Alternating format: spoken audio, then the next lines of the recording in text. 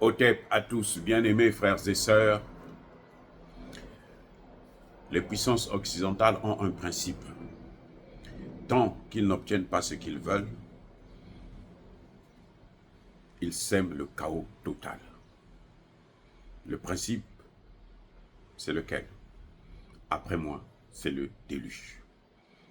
Ou vous acceptez ce que nous voulons, vous nous donnez ce que nous voulons, vous nous laissez occuper votre pays, vous nous laissez vous coloniser et on vous donne une petite portion de pouvoir. Ou bien, on sème le chaos total. Et il ne restera plus rien pendant longtemps. Il faut des hommes forts, très forts, pour venir relever le défi. Parce qu'ils ont des endocollants qui sont avec eux. C'est le cas d'Haïti, où tout récemment, des prisonniers ont été libérés. Des milliers de prisonniers ont été libérés. Et là, ils brûlent maintenant même des bibliothèques. Ils occupent l'aéroport de Port-au-Prince. Le président, par intérim, Ariel Henry, ne peut pas rentrer. Il est encore bloqué au Kenya. Il ne peut pas rentrer parce qu'il va atterrir où? Comment il va faire pour rentrer dans la capitale qui est embrasée par les mêmes Occidentaux qui demandent à ce qu'il puisse intervenir. Ariel Henry est allé au Kenya parce que ils veulent faire venir l'armée kenyane. Mais ça ne les suffit pas. En fait, ils veulent que l'armée américaine elle-même vienne. Et ça irrite au plus haut niveau la population. Donc, le moindre mal, c'est faire venir le Kenya. Parce qu'on sait que le Kenya, le Rwanda, l'Ouganda, c'est bien les États-Unis. Parce que ceux qui sont en train de déstabiliser la RDC, ce sont les mêmes pays. Kenya, Ouganda, Rwanda sont les grands déstabilisateurs du continent africain actuellement. Donc on les amène, on les transfère maintenant en Haïti pour aller semer, aider les Américains à prendre les choses en main. Parce que il faut se poser une question. C'est vrai que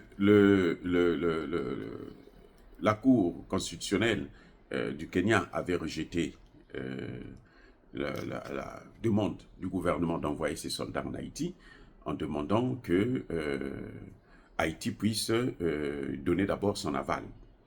Et c'est d'ailleurs pour ça que le président lui-même est allé rencontrer les autorités kenyanes. Ce qui est entre nous, c'est clair, c'est entre les Noirs, c'est une très bonne chose. Là où le bas blesse, c'est que lorsque parmi nous, il y en a qui travaillent pour les Occidentaux, là, ça pose maintenant un problème, un autre problème.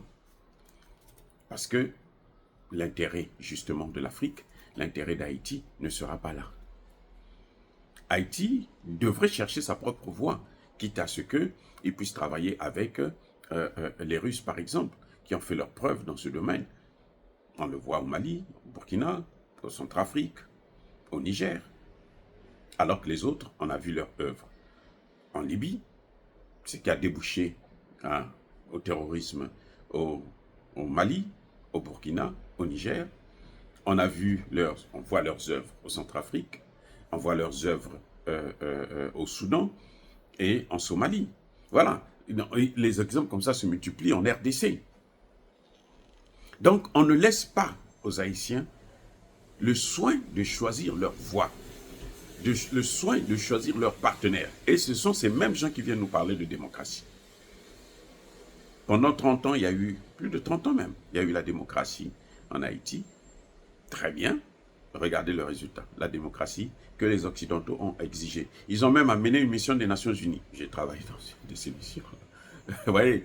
Et regardez le résultat de la démocratie à l'occidental. C'est ça. L'insécurité, l'instabilité. Aujourd'hui, Haïti est devenu la proie des gangs, notamment la capitale Port-au-Prince. Et maintenant, on accuse même un mort, le président Juvenal Moïse, d'être à l'origine du gang, c'est lui qui a créé le gang d'un certain barbecue.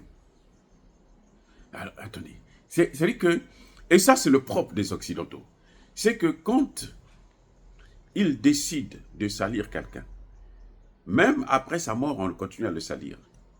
On continue à l'enfoncer dans la boue. On continue à salir son nom. C'est-à-dire que ils ont une de ces j'allais dire une de ces haines qui ne prend jamais fin. Vous avez neutralisé la personne. Vous lui avez arraché sa vie.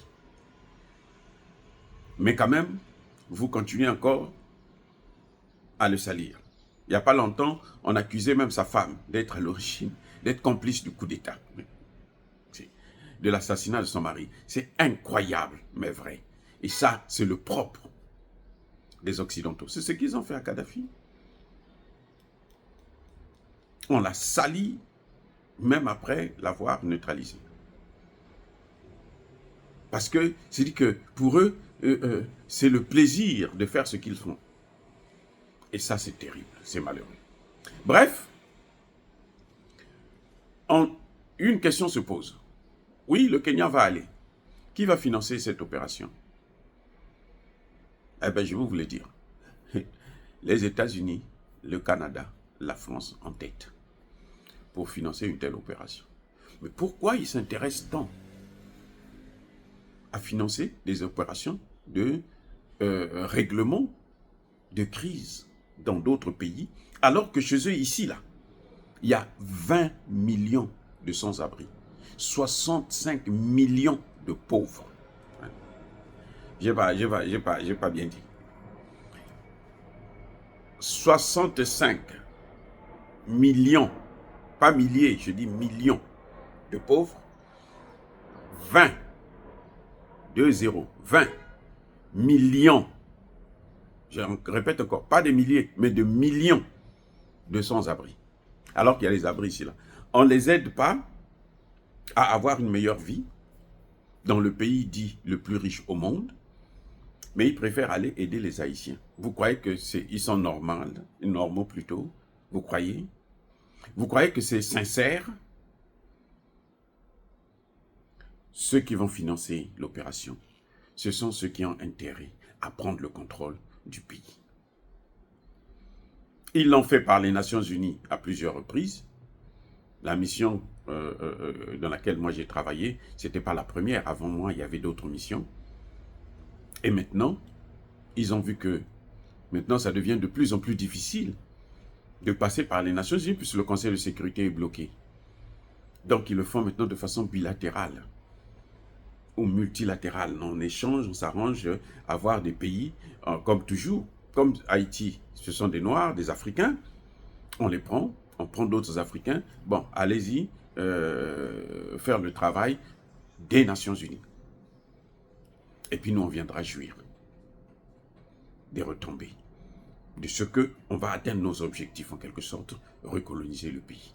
Or, dire cela, c'est inciter à la haine ou à la violence. Non, il y a ma colère, il y a ma lèvre. Encore une fois de plus, soyez bénis, abondamment bénis par le Dieu des Kémites et par nos ancêtres angélisés. Mais que tous ceux qui persécutent le continent africain, le pillent et le déstabilisent, qu'ils soient noirs, blancs, chinois, arabes, juifs, indiens ou qui qu'ils soient punis, maudits, foudroyés, neutralisés, écrasés, effacés par le Dieu des Kémites et par nos ancêtres angélisés. Vive l'Afrique éternelle, j'ai dit et j'assume.